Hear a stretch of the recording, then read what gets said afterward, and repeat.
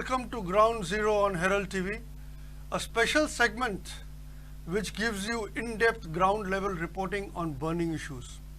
Today is World Oceans Day. This year's theme is Planet Ocean, Tides Are Changing.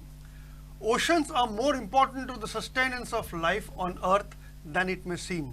After all, life emerged from the oceans. But the tide has really turned over the last few decades. Be it climate change, marine pollution, or depleting marine resources, there are multiple challenges the human civilization is facing due to the ravaging of ocean by heightened human activity. Hence, in today's Ground Zero report, we will discuss the ramifications of the changing tides in the ocean and its impact on human civilization. Before we start with the program, we would like to introduce our panelists. We have, starting with Dr. M.R. Ramesh Kumar, retired Chief Scientist, NIO Goa, National Institute of Oceanography, Goa. We have then Dr. Bishwajit Chakraborty here, again retired Chief Scientist, Oceanography, National Institute of Oceanography, an expert in noise pollution. Our Dr. Ramesh Kumar is an expert in climate change. We have Dr. Moa Saha. She is currently the principal scientist of National Institute of Oceanography, Chemical Oceanography Division, and she is an expert in plastic pollution. So today we will discuss with these three experts on how the tide in the oceans are changing from their point of view and its impact. We start our discussion with Dr. Ramesh Kumar. Sir, you are an expert in the field of climate and climate change and monsoon especially. And we are in the time when we are entering into monsoon, and you know it is delayed due to various factors including the onset of cyclone. So how do you see connect between ocean and the climate, and especially climate change in particular? The oceans play a very, very important role in both weather and climate. In fact, the two most important meteorological parameters as far as the Indian subcontinent concerned is actually, one is the monsoon, the other is the cyclones. Monsoon rainfall contributes about 60 to 90% of our mean annual rainfall. Whenever we think of monsoon, there are three important parameters as far as monsoon is concerned. One is the monsoon onset, which takes place over Kerala, and it slowly propagates and progresses over the entire Indian subcontinent. The second important factor as far as monsoon is concerned is actually the active break cycle. Starting from 1st June up to 30th of September, every day it does not rain the same way. Some days it is very active, some days there is no rainfall at all. So that's a very important thing. The third important aspect is what we call the quantum, or the amount of rainfall which each of the 36 meteorological subdivisions over the Indian subcontinent receive. Now, as far as ocean is concerned, we have phenomena like, say, El Nino and La Nina. El Nino is a phenomena which happens very far off in the eastern equatorial Pacific, in a region very close to South America called Peru. That has a profound influence on the atmospheric circulation called Walker circulation. Just the opposite of El Nino is what we call La Nina. The last 3 years were actually what we call a triple La Nina year. 2020, 2021 and 2022 were actually consecutive La Nina years, and this particular year, 2023, is going to be an El Nino year. The signals are already seen, and it can have a profound influence both on the onset and the active break cycle. So basically El Nino is warming of ocean temperature and of that coast, and La Nina is the cooling of the temperature. Opposite, cooling. So what is the connection between the two, if you could explain to our viewers? Basically, as you correctly mentioned, it's actually warming of the eastern equatorial Pacific Ocean. That can have a profound influence, as I said, from the ocean atmospheric coupling which takes place over there. And when there is actually a warming, there will be a low pressure over there. So that low pressure area, from there we have actually Walker circulation, of a limb of a Walker circulation which comes. We have another which is actually on the western Pacific. So this Walker circulation and the El Nino can have a profound influence. In fact, if you look at the past several years, that can have a profound influence both on our monsoons as well as cyclones. So which means it will be a deficit rainfall. Usually. Ideally it can be both deficit, and it can have a delayed monsoon onset over Kerala. It can have both. And now coming back to the cyclones, for example, the oceans pump a lot of energy, especially in forms of latent heat and sensible heat, into the atmosphere. So last few years, in fact, the Indian Ocean, especially the western equatorial Indian Ocean and the southern Arabian, has been the warmest part of the global oceans, if you see. And we have seen there is actually more and more cyclones forming in the Arabian Sea as compared to Bay of Bengal. This particular year, there have been instances where actually the monsoon onset and the cyclones, especially over the Arabian Sea, which are concurrently occurring, which is actually bad. I would say bad. Now, we had actually a cyclone called Biparjoy, which happened very rapidly in no time. So there is a rapid intensification of the cyclone, and cyclones forming concurrent with a monsoon onset. This is actually bad because most of the moisture which is actually meant for the monsoon, it's actually diverted into that, and also it upsets the whole of the atmospheric circulation, which is actually needed actually for the monsoon onset over Kerala. So we see a direct connect between ocean, and that is because of the ocean temperature Ocean variation. warming either in the Indian Ocean or in the Pacific Ocean. And we have another phenomena which is happening over the Indian Ocean also, what we call an Indian Ocean dipole.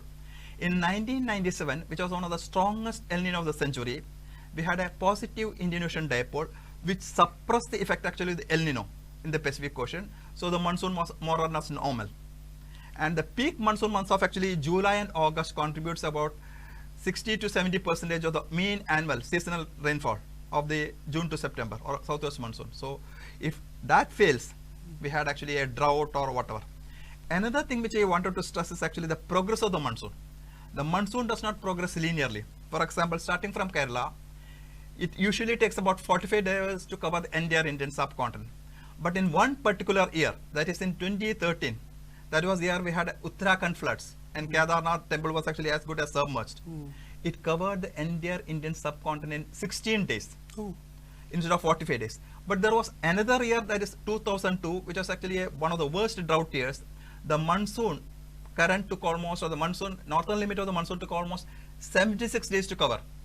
The monsoon covered the entire Indian subcontinent only by 15th of August. That's a huge contrast. Huge contrast. So each year it varies. I would say each monsoon is like each one of us. Very different, very this one, and challenging. And unpredictable. Unpredictable. So you just heard Dr. Ramesh Kumar spelling out how ocean is directly connected with the entire monsoon phenomena, and it impacts the entire life cycle of human civilization. In fact, it is told that monsoons dictate government survival. So that's the... What you said is true. More than the finance minister, it's actually our economy is actually gamble of monsoons. Very true, because ours is an agriculture country. It's a very important thing. Yeah. But now slowly we are going from agriculture to maybe to services sector. As you correctly mentioned, if there are no rains, as I said, 60 to 90%, it affects your agriculture, it affects your drinking water, it affects the hydroelectric power. Yeah. So you name anything, it is directly affected. Thank you, sir. Thank you for your insights on the connection between monsoon and ocean. We come to Dr. Bishwajit now. Sir, you are an expert in noise pollution and marine ecology. Noise pollution is something that is just coming to the fore very recently, and offshore, on land noise pollution is a very known phenomena, and there are a lot of decibel values that are being put as norms for industrial area, silent area, or residential area.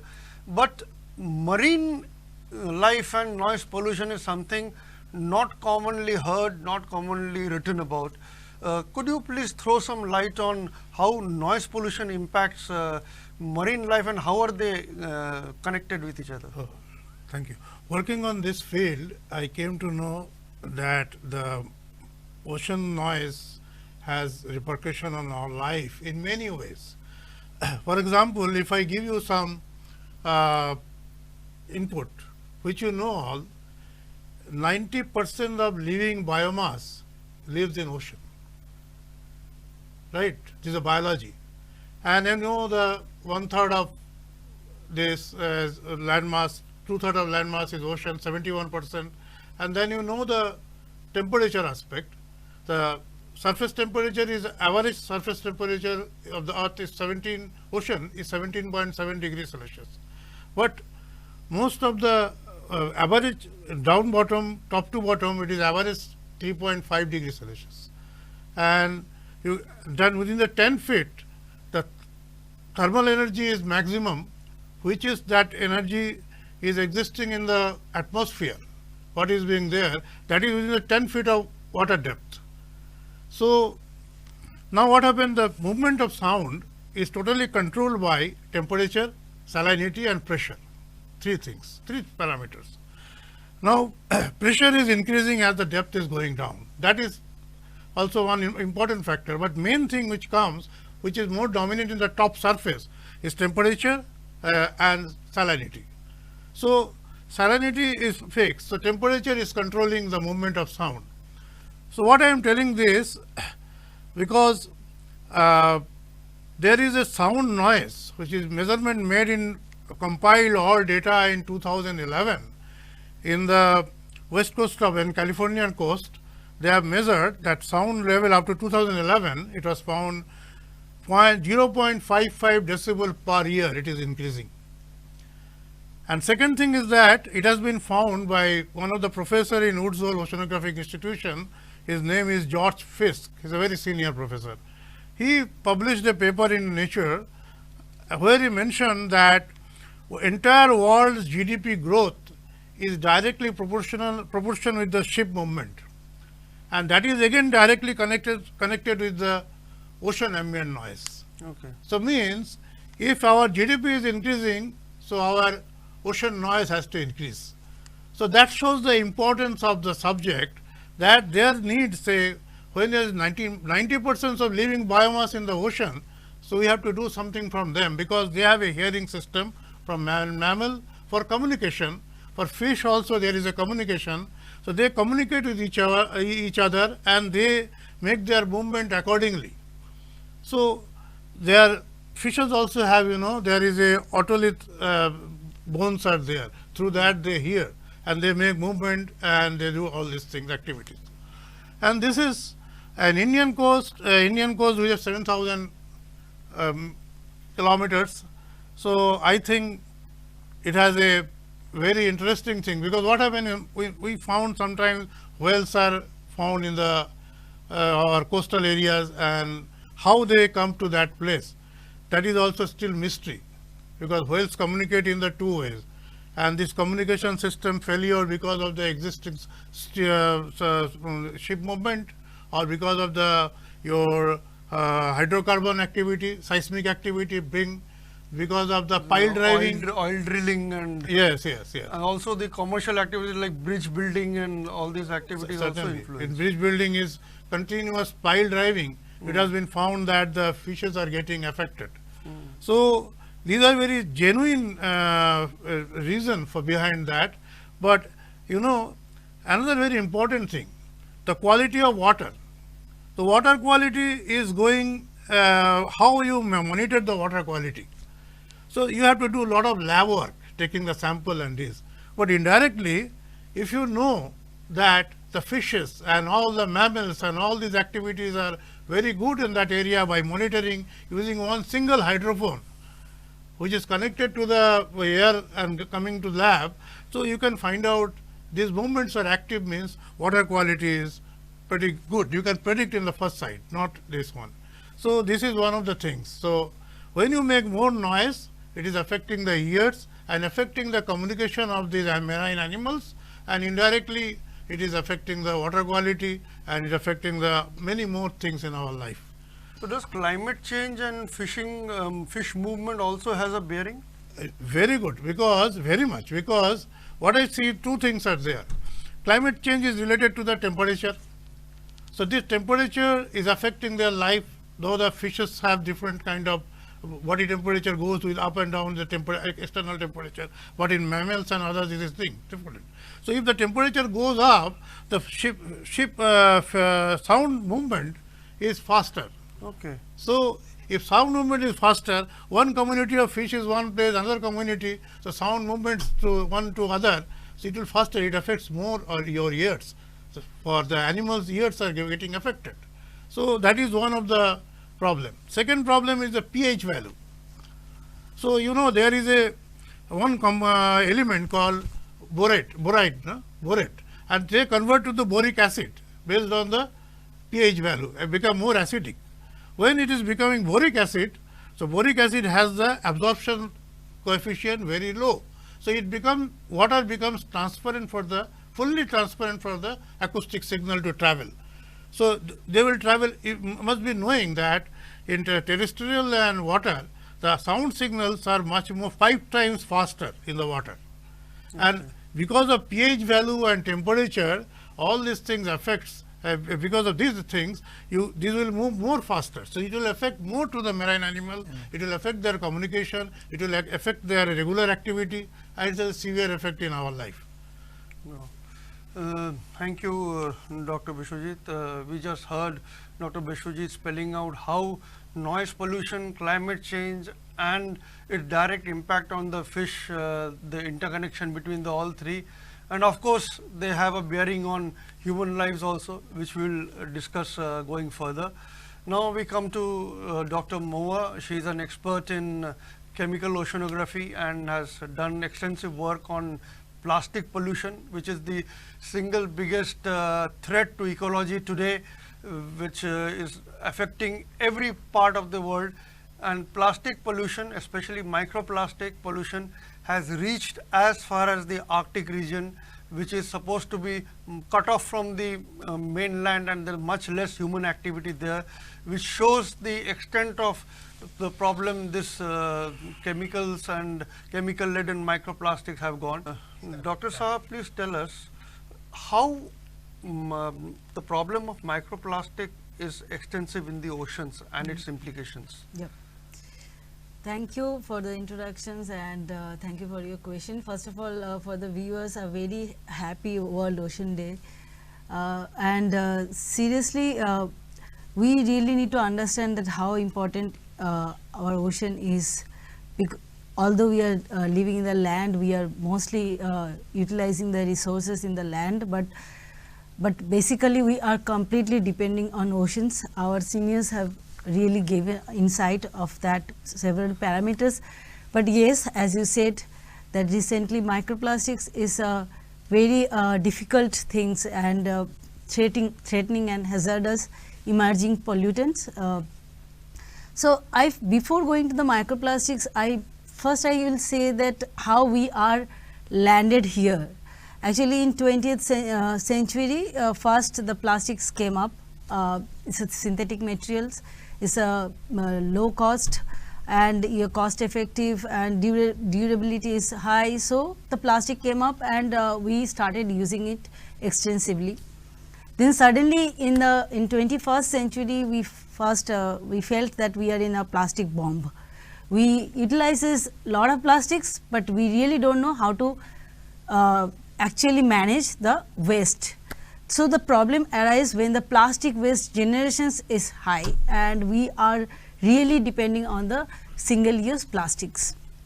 We are using it, we are throwing it, we have no idea how to manage those waste, and finally it is landing up into the oceans. Since our ocean is like 1/3 and not, I mean 1/3 is a land and the rest of the part is the ocean in our earth. So we find it like, okay, it's a blank place, so just dump it there.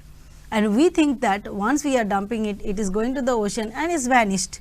But actually it is not. That we have to understand.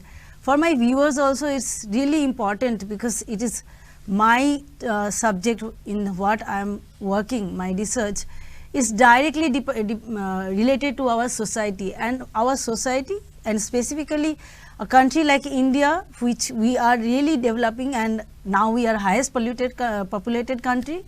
I should not say highest polluted. Seriously, these populations and pollutions is so interrelated. So we have to understand that. So here we have to understand that how these plastics are, where it is going once it is going to the oceans. So once it is going to these oceans, this huge plastic waste is going to the degradation procedure, which have a kind of thermal degradation because of heat, or the photo degradation because of the lights, or chemical degradation, or microbial degradation. So whatever the degradation procedure, it comes to the very smaller size. It never get vanished, it never get evaporated, so it remains. it comes to the smaller and more smaller size, then it comes to the micro, and finally now we are dealing with the nanoplastics. Which is means even more finer. Yes. Very fine. So the size, particles. if you see the 1 micron to 5 mm, we kind of categorize, this is called microplastics. But below 1 micron, which is the major threat. So far the plastic pollution was mostly concerned about the macro size plastic. We saw a lot of pictures when it comes surface in the internet that our marine animals are strangled with this huge amounts of plastics, and the net strangling. Lot of marine life has been we found dead.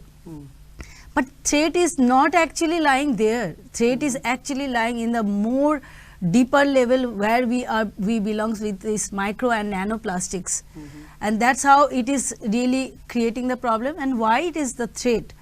Because this microplastics is not only itself is posing the risk, it also carrying lot of pollutants, lot of toxic pollutants on its surface. So once it consumed by any kind of biota in any trophic level, so it actually get bioaccumulated and then biomagnified.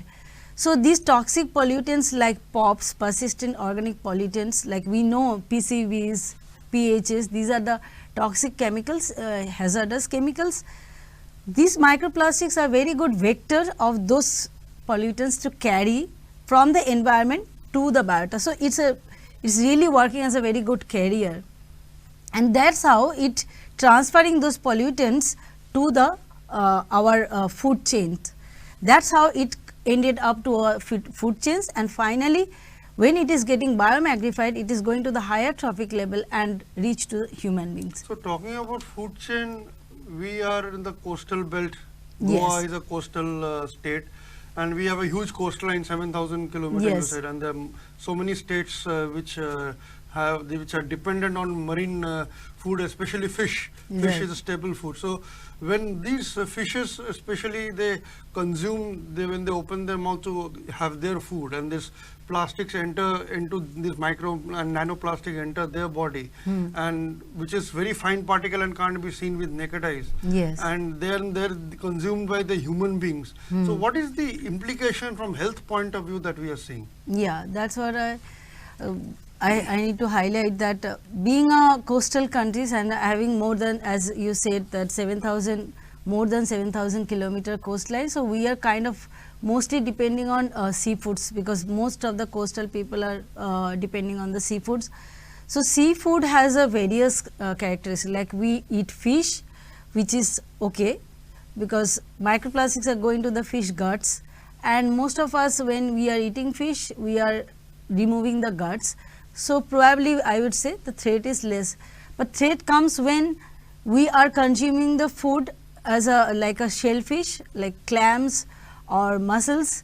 These things when we are consuming the whole bodies, and these animals, these species, they absorb the microplastics directly to their body because they are filter feeder. So they absorb it directly and it remains in their tissues. So that's how when we are having it, it directly comes to our body. And in this matter, I would like to highlight that India, actually it was not so bad before, like if you take it 5-6 years back, India was mostly, our ancient people, we were mostly depending on the organic matters. We used to eat in the banana leaf. We used to have our all organic, we used to take our jute bags to the markets. This was India before, but gradually we developed, we are proceeding towards the developed country, and that's how we accumulate these plastics in our day-to-day life. And now the plastic productions, plastic consumptions and waste generations, all this getting so much higher compared to the other countries, that in 2010, one of our scientists, Jembak, who reported in Science paper that India is lying in the 12th position in terms of the plastic mismanagement.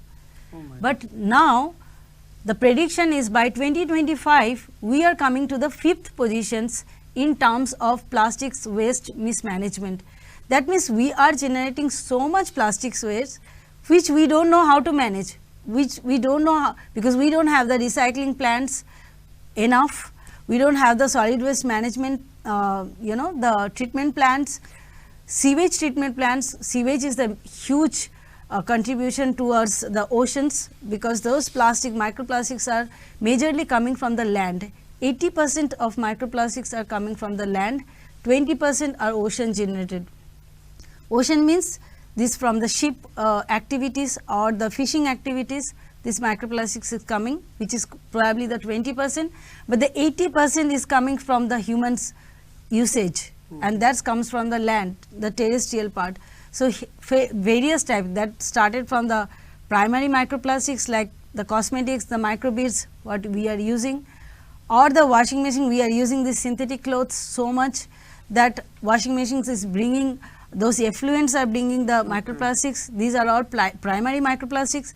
So microplastics is not only creating after the degradation of the larger size plastics, it also comes from the basic source, the raw materials, the plastic pellets. These are also contributing equally to the amount of microplastics in the oceans. So basically why I am telling all these things, our human behavior really need to change right now. Otherwise it will be really difficult to control this microplastics pollutions which is going to the seafood and which is eventually coming to our body. And posing a huge health hazard. Health hazards, because it is carcinogenic. It is carrying those carcinogenic pollutants which can create the cancer and several health hazards like endocrine disruptions, birth defect. We are now facing lot of different type of health issues. We really don't know from where these sources are coming. So there are sources lying in our ocean pollution and this microplastic pollution. So we really need to take up this.